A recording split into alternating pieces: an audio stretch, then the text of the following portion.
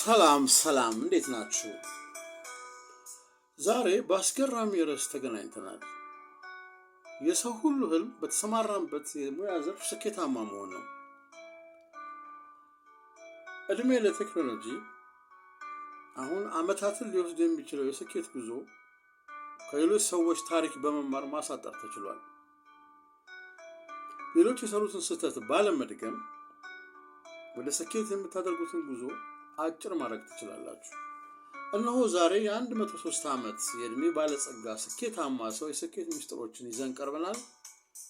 ተከታተሉ። የ103 ዓመት የእድሜ ባለጸጋ ስኬታማ ሰው የስኬት ምስጢሮች። እነዚህን የስኬትና የሀብት ህጎች መከተል ብዙ ዓመታት ሊፈጅ የሚችለውን የእድገት ጉዞና መንገድ እጅግ ያሳጥራል።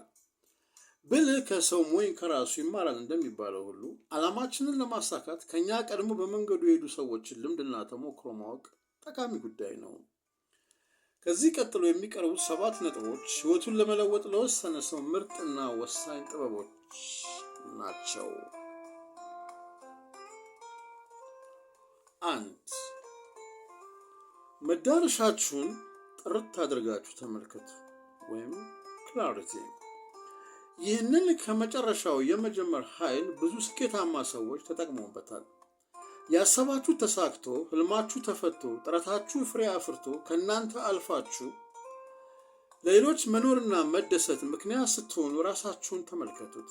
ስሜቱን አሁን አጣጥሙት። የስሜትን ኃይል የሚያውቁት እጅግ ጥቂት ናቸው። ስሜት ማለት እቅዳችሁን ለድብቁ አእምሯችሁ ወይም ሰብኮንሽስ ማይንድ እንዲሰራላችሁ መስጠት ማለት ነው። በትክክል ይህን ማድረግ ከቻላችሁ አትጠራጠሩ፣ ስኬት የእናንተ ሆነ ማለት ነው። 2. ቆራጥ መሆን አለባችሁ። ዲሲሽን ሜከር። ቆራጥ መሆን ማለት ስህተትን አለመፍራት ማለት ነው።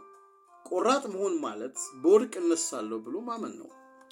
እንደ ስህተት ሰውን የሚያጠራና ምሉ የሚያደርግ ወንፊት የትም የለም። በስህተት ጎዳና መሄድ ማለት እንደ ወርቅ በእሳት ተፈትኖ ነጥሮ መውጣት ማለት ነው። ቆራጥና ወሳኝ ስትሆኑ ነፃነታችሁን ታውጃላችሁ። 3. ራዕይና ህልም። ራዕይና ህልም ህይወትን አጓጊ ወይም ኢንተረስቲንግ ያደርጓታል። ራዕይና ህልም ሰውን ወደ ስኬት የሚነዱ ምስጢሮች ናቸው። 4. አትኩሮታችሁ ህልማችሁ ላይ ብቻ ይሁን። ፎከስ። ማተኮር ያለባችሁ ለእናንተ እጅግ አስፈላጊ የሆነው ነገር ላይ ብቻ መሆን አለበት። ኃይላችሁንና ሐሳባችሁን አንድ ነገር ላይ ብቻ አድርጉ። አትበተኑ። በህልማችሁ ላይ እስከ መጨረሻው ጽኑ። ህልመኞች ለእነሱ የታያቸውን እውነት ለሌሎች በማስረዳት ጊዜ አያባክኑም። በስኬታማና ስኬት አልባ በሆኑ ሰዎች መካከል ያለው ልዩነት አንድ ብቻ ነው። እሱም የትኩረት ኃይል ይባላል። የፈጠራ ሰው መሆን ክሬቲቪቲ። የፈጠራ ሰው መሆን ማለት አንድን ነገር በተለየ ቀላልና ሳቢ በሆነ ሁኔታ መፍጠር ማለት ነው።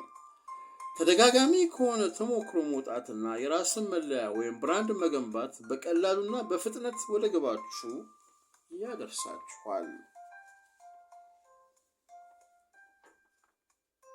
6.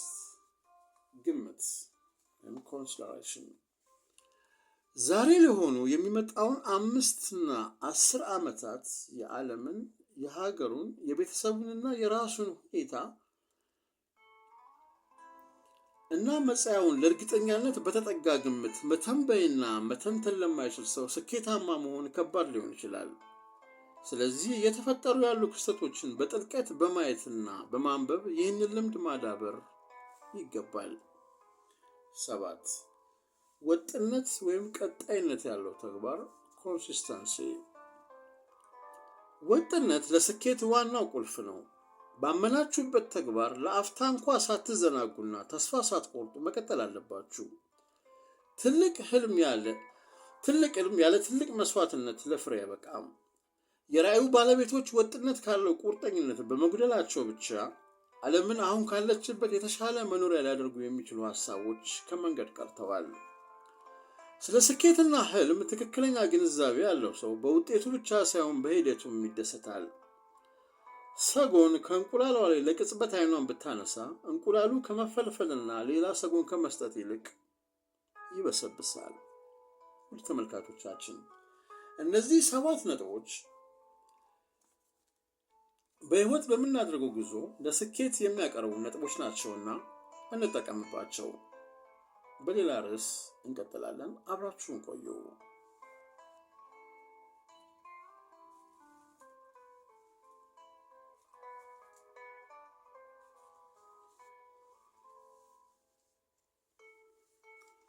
ከዚህ ቀጥለን የምንመለከተው ሐሳብ ለየት ያለ ነው።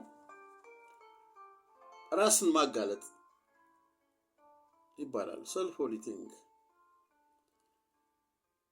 ማለትም አንዳንድ ጊዜ ራሳችንን እንደ ሶስተኛ ሰው ሆነን መመርመር መሰለል መቻል አለብን።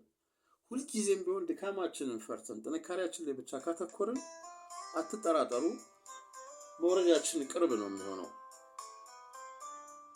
ራስን ማጋለጥ ሰዎችን ወዳሰቡበት የሚያደርስ አስደናቂ የህይወት መንገድ ነው። እንቀጥል። ራሳችሁን አጋልጡ። በምንም አይነት ለራሳችሁ አትዘኑ። ህይወትን ከልባችሁ ስታፈቅሩ እስራቶች ሁሉ ይነሳሉ። በገንዘብ በጤናና በግንኙነት የሚኖሩትን ገደቦች ሁሉ አልፋችሁ ትሄዳላችሁ። ከህይወት ጋር በፍቅር ስትቆራኙ ምንም ነገር አይቋቋማችሁም። አብዛኛው ሰው ህይወትን የሚኖራት በግማሹ ነው። ቀሪው ደግሞ ለራሱ የሚያዝን ነው። እውነቱን ሙልጭ አድርጎ ክዶ ራሱ በፈጠረው የውሸት ዓለም ተመቻችቶ ይኖራል። ለራስና በራስ እንደማዘን ልብን የሚሰብር መንፈስን የሚያደቅ ማንነትን የሚያራቁት ነገር የለም። ሰዎች በተስፋ መቁረጥ ባህር ውስጥ ገብተው የሚጠፉት ለራሳቸው ማዘን ሲጀምሩ ነው። ሰው ማንነቱን ቢረዳ ከምንጩ ጋር ለመገናኘት ቢጥርና የተፈጠረበትን ዓላማ ቢያውቅ ለራሱ ለማዘን ጊዜ አይኖረውም። ከዚህ አይነቱ ቅስም ሰባሪ አሉታዊ ተሞክሮ ለመውጣት ራስን ማጋለጥ ወይም ሰልፍ ኦዲት ምርጥ መፍትሄ ሆኖ ቀርቧል። ለመሆኑ ራስን ማጋለጥ ወይም ሰልፍ ኦዲት ማለት ምን ማለት ነው? ራስን ማጋለጥ ማለት ያለምንም ርኅራኄና መሸፋፈን የራስን ጉድለትና ድካም፣ ሽንፈትና የማቃት ህመም ለራስ ማሳየትና ማመን ማለት ነው። አሳ ጎርጓሪ ዘንዶ ያወጣል የሚለው ብሂል እዚህ ጋር አይሰራም።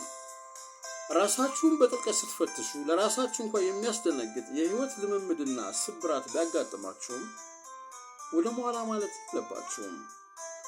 አለመቻላችሁና ጥፋታችሁ ረቆና ደቆ ፈጽሞ እስከማይታይ ድረስ ዝርዝር በዝርዝር ራሳችሁን ከመሰለል መቆጠብን እንዳታስቡት።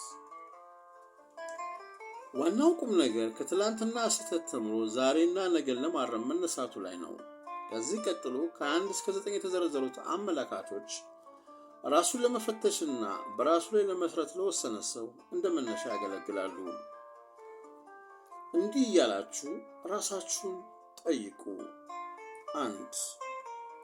ከሰው ጋር ያለኝ ግንኙነት ሁልጊዜም በጥያቄ ምልክት ውስጥ የሚገባው ለምንድን ነው? 2. ለምንድን ነው በወዳኛው በኩል ያለውን ነባራዊ ሁኔታ በትክክል ሳላውቅ የምፈርደው?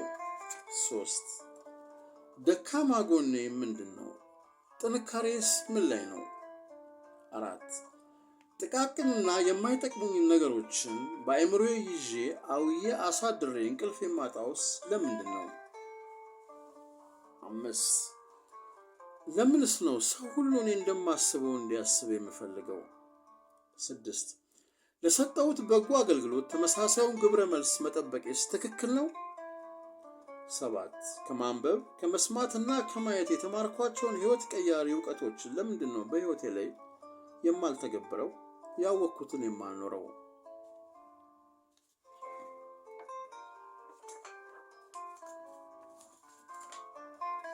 8. ከመጋፈጥ መሸሽን መርጦ ራሴን ብቻ ማዳመጥስ ትክክል ነው? 9. የጀመርኩትን ማንኛውም ጠቃሚ ነገር እስከ መጨረሻው ድረስ የማልወስደው ለምንድን ነው? ከላይ የተቀመጡትን መጠይቆች ራሳችሁን ጠይቁና ያለምንም ለራስ ማዘንና ርኅራኄ ውጤቱን ተቀበሉ። በኑሮና በሕይወት ሂደት ምናልባት ስህተትን መቀነስ እንጂ ማጥፋት አይቻልምና ድካማችንን በጥንካሬ ለመቀየር እንጣር። አበቃን።